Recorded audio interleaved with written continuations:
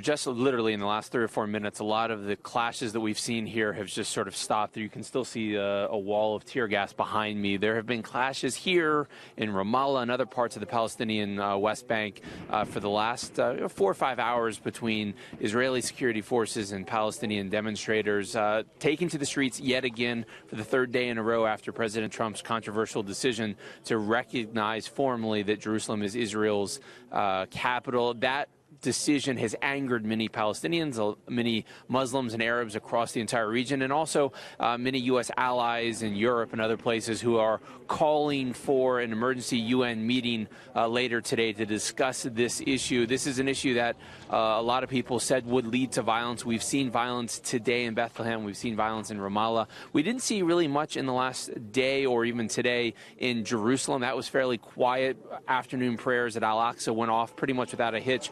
But here in Bethlehem, in Ramallah, Hebron, other places in the Palestinian areas, we have seen significant clashes. The question now, Sandra, is really, does this sustain itself? Does it continue tomorrow? Does it go into the next week or even next month? That is still very much an open question, Sandra. And Connor, will this impact the visit of Vice President Mike Pence to the region, which includes Bethlehem, where you are standing right now?